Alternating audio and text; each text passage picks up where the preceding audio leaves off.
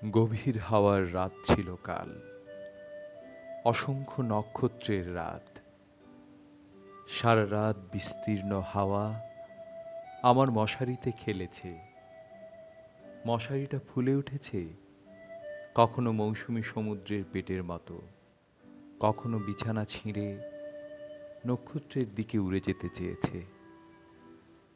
এক একবার মনে হচ্ছিল আমার আধো ঘুমের ভেতর হয়তো মাথার উপরে মশারি নেই আমার।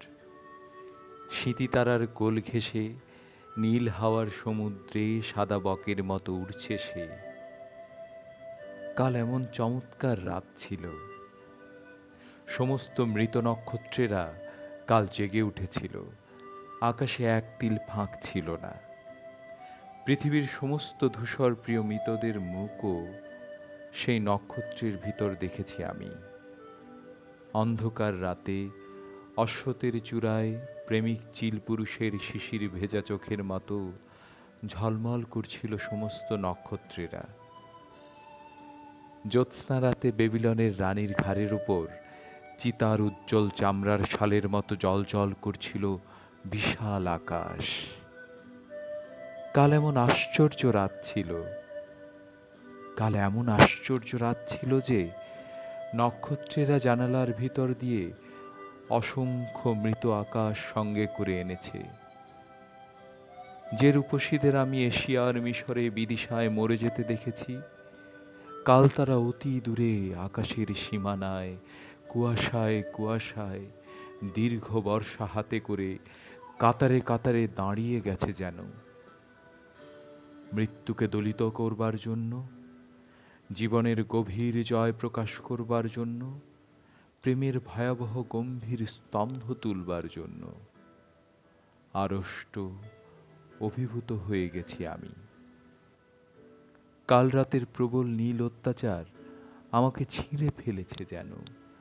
আকাশের বিরামহীন বিস্তীর্ণ ডানার ভিতর পৃথিবী কীটের মতো মুছে গিয়েছে কাল। আর উত্তুঙ্গ বার্তা এসেছে আকাশের বুক থেকে নেমে। আমার জানালার ভিতর দিয়ে সাঁই সাঁই করে সিংহের হুংকারে উৎক্ষিপ্ত হরিৎ প্রান্তরের অজস্র জেব্রার মতো।